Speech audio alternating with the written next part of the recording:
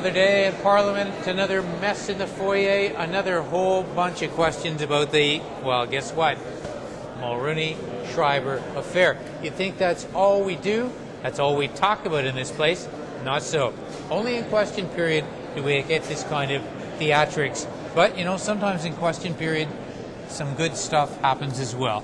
Actually, an example today. Annie McKenzie, 84-year-old widow from Cape Breton. Her champion here, Peter Stoffer, my buddy, NDP, but I still like him. Member of Parliament from Nova Scotia. Now, tell us a little bit about Annie and about this positive outcome that just happened a few minutes ago. Well, what had happened, Annie McKenzie is the widow of a war veteran, and he unfortunately passed away in 1968. The transfer of his paper documents, his pension documents, to the computer was not done. In fact, they went astray. So she had to raise 6 children without the benefit of a survivor's pension since 1968, and she's been fighting for that ever since then.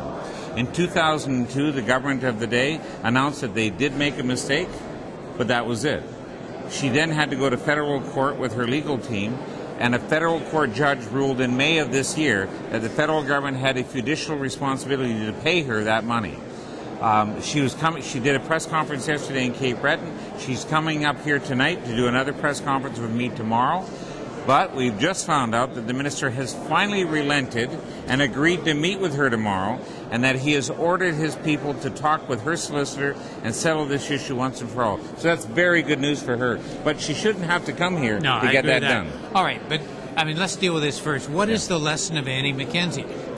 Does somebody who feels that they've been aggrieved by the government, and when the government even admits it, do they have to go to these kind of theatrics and go to the media and come here to Ottawa? I mean, is that how the system works? It's not supposed to work that way, especially when the government admits an error. Yeah. You think that they would correct it, but they didn't.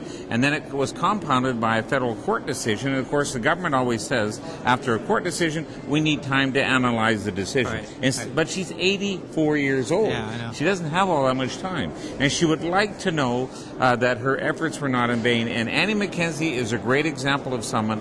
Never, ever give up. If you feel that you've been slighted or you're wrong, don't give up. The unfortunate part is, as you know, many Canadians believe that if you're turned down the first time, that you can't fight City Hall, so they just go away. And remember Cliff Wenzel, 44 years he fought to get his pension. He was recognized. The Merchant Mariners, 50 years to be recognized. Yep. It's unfortunate that it takes this long, but we're glad to see that her efforts have not been in vain, and will be satisfied tomorrow. Well, good, and congratulations to you, Peter, because I say you've been her champion, but you're also known in the House of Commons as being a champion not only of all people in uniform, but particularly our veterans. And you've got a bill now before the House dealing with this issue. Tell us briefly about the main points. I think there's 5, right? The main points are 5 points. One is to end the clawback of their pensions at age 65 or when they're medically released. Also to stop the CISIP clawback on their deductions. We're the only NATO country that charges them a long-term disability plan called CISIP, and then when they get out, they're medically released, they claw it back from them. It's really punishing for them that those serve. Also to end the gold digger clause. If you and I remarry after 60 and then die, our second spouse is entitled to our benefits. But if a military person remarries after 60 and then die, their second spouse is entitled to nothing. That's the old gold digger clause. That's got to be gone. The amount of money that they can leave behind for a pension should be leveled up to 66%. Because right now, those on pension now, the guys that served in the 30s, 40s, 50s, and 60s, their pensions are around $23,000. When they die, their spouse gets half of that. Try living on half your salary. It just can't be done. So those are some of the issues, and plus the fact that we want to make sure that our veterans are cared for all the way till the day that they pass on, including their spouse. All right, so how do I vote for your bill? When's it coming to the House? What's success rate? Well, you already did in a motion in November of 2006. But when do we get it? When does it become effective? Well, it all depends when my name's drawn from the lottery. Yes. Yeah. And we don't know when that is. Okay, well, explain to people how that works. I mean, this is confusing to a lot of people who watch this. They have no idea why a good idea, a good bill like yours, the House of Commons in general has said, you know what, Peter, we support it. Let's do it. Yeah.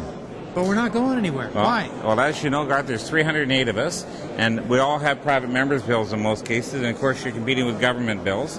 And of course what happens, you have an idea, you initiate a bill process, and then that bill goes into what we call the hopper or the lottery. Yeah. And then every quarter our names are drawn, and then you go into a particular slot. Unfortunately, I was down around 250, and so we got to go through all the private members' processes before my turn kicks in. But the reason you do it is so that the government can run with the idea and maybe take the idea themselves. Pick it up. Exactly. And the success that I've had was, one, the 7th Book of Remembrance, which is in the Hall of Honor.